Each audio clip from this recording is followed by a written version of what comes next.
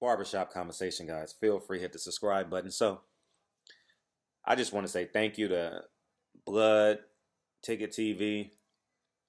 Yo, I purposely went dark for that fight last weekend by the promotion company owned by the alcoholic, drug addict, and cross dresser intentionally because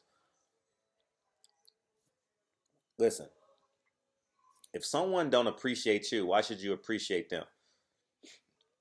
And they have gone out of their way to show blatant disrespect. You know, you can go all the way back to the comments that she-male made about Floyd Mayweather. You know, just the bigotry and the hate that you can feel. Like words have energy, and the energy in that she-male's words as it relates to Floyd Mayweather has been terrible throughout his whole career. It's like the avalanche, right? When you're halfway down the hill and you can see the avalanche coming to destroy you. You know what I mean? That's what he saw in Floyd Mayweather. But let's talk about our obligation. And I said obligation. All right? You have to be a black man when it's raining, when it's sunny, in the fall, in the winter, the spring, and the summer. If you know that they have no respect for what you are inherently a black man. And before I segue into the other journalists and YouTube, I want to speak specifically to my brothers. This is a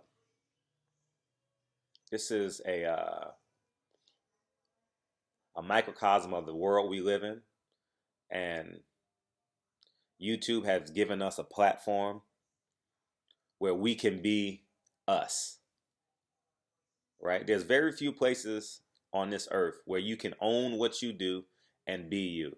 You can't clock in and talk about how much you hate Trump, how much you hate the she-male's company, and still keep your job.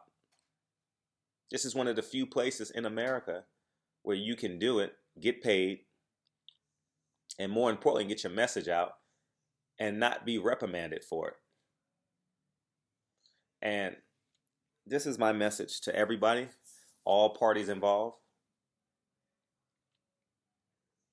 You are born a black man, you will live as a black man, and you will die a black man. That $13 you're going to make off that video, off post-fight videos, commentary on the fight, the $15 you're going to make off that video, is it really worth it? And obviously you're going to get more views now because people aren't doing post-fight, and we know everybody goes to the black channels.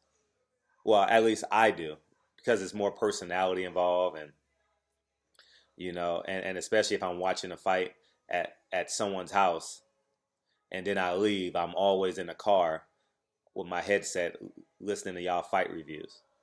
So I'm going to hold your hand to the fire.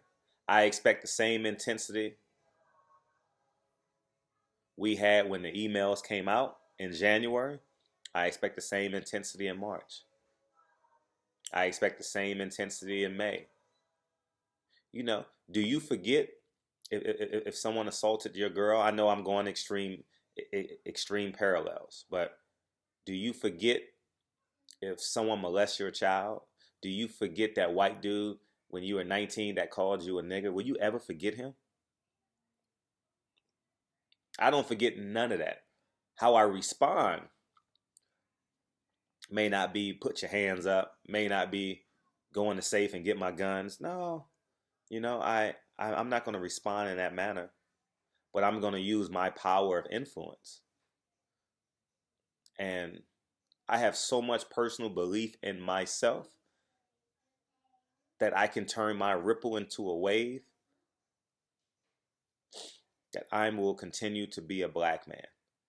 And I'm unapologetic about being a black man. I'm unapologetic about speaking to my black brothers right now.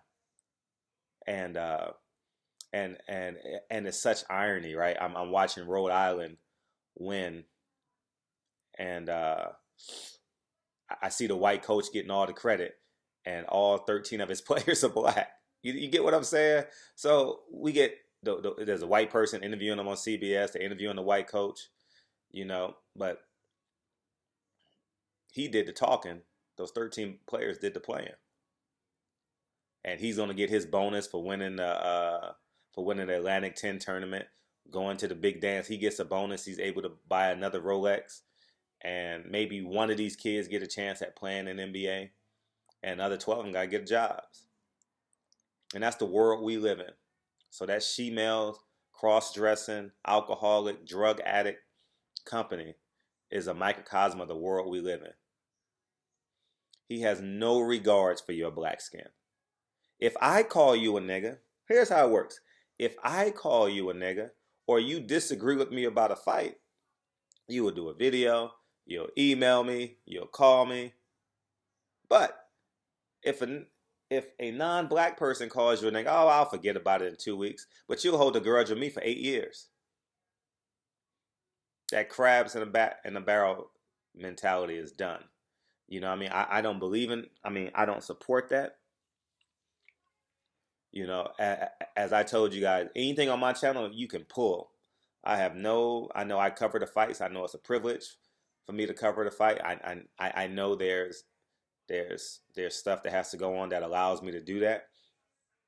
But at the end of the day, I said it's this is a community channel for real. If you need my footage, take the footage. I've given so many reporters footage because they couldn't do it. They run out of memory cards. They can't get the interview. They had to do another interview. Oscar, let's give an example. You got Sean Port over here, Keith Thurman over here, and you got 10 minutes. Who do you interview? I've given them my footage, and they've never offered to give me their footage. I don't care, man. I'm not going to draw a stink about a $20 difference. You know what I mean? People in a rat race for $20 a video, man. For real. And it's not great money in YouTube. The quantity is, you know what I mean? If you put out, like the genius of Ellie, he puts out quantity. He puts out 40, 50 videos a day, which is genius. You'll make the thousands of dollars on YouTube, and you'll get the views. But it's about character. It's about who you are as a man. Can you look if your girl called you a nigga, you would respond in a different way. If your next door neighbor called you a nigga, you would respond in a different way. Or if your next door neighbor disrespected you, you would respond in a different way. Well, in the boxing scheme of things, that she-male's company is your next door neighbor. If you want me to draw an even parallel. You got 5 or 6 neighbors, right? You got PBC, Top Rank, K2, and all the small companies live down the street. And you got the she-male's company, right? All y'all live on the same block. They're your neighbor, right? Banner lives 2 blocks away, right? Main Event lives 1 block away. You guys get what I'm saying? So let's not be tricked, bamboozled. You understand what I'm saying? And at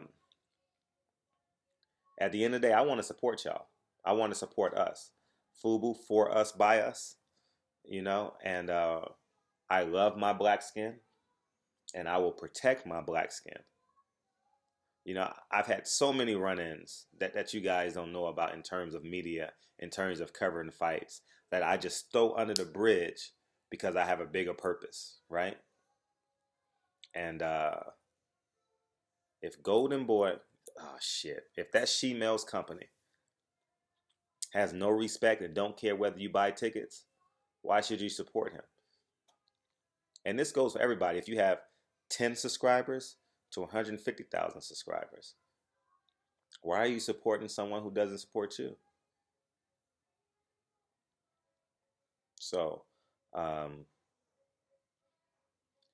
this video would have been way more laced with rant, but as you guys can hear in the background, my son is listening to, what is he listening to?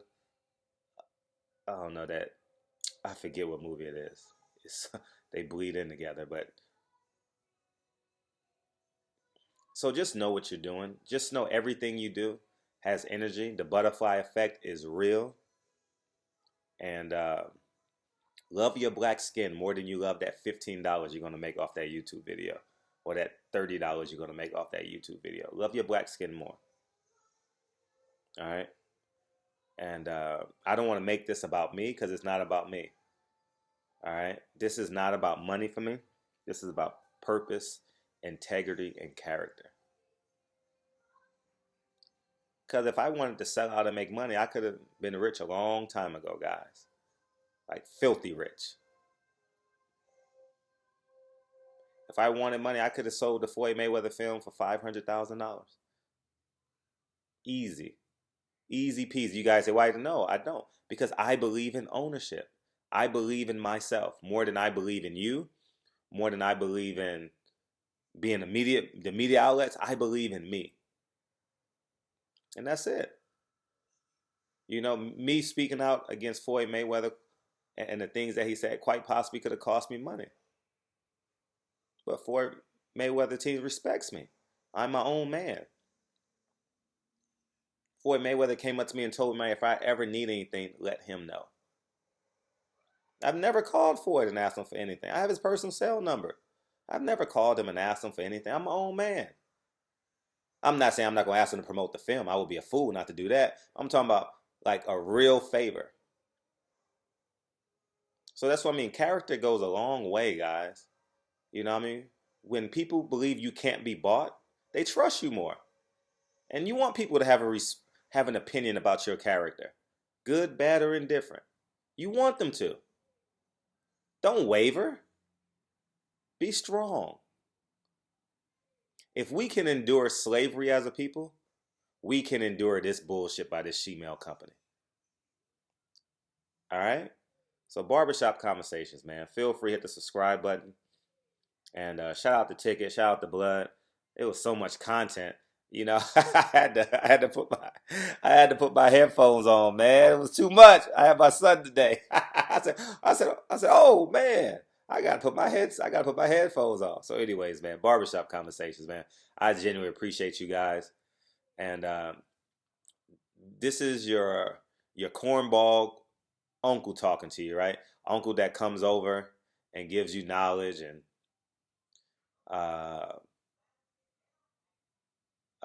you always say, he dresses different. He talks different. I'm your uncle in your family, right? That you say has never been in a fight. He's a cornball. You didn't grow up in the hood. I've transferred that energy, right? I've recreated that energy, you know? So anyways, man, I appreciate you guys, man. Fight the good fight. Fight the right fight. Love your black skin. All right, more than you love that $30 you're going to make off that YouTube video. I purposely went dark this week, as you guys know. And so Barbershop Conversation, I'm gone. Talk to you guys soon. Peace.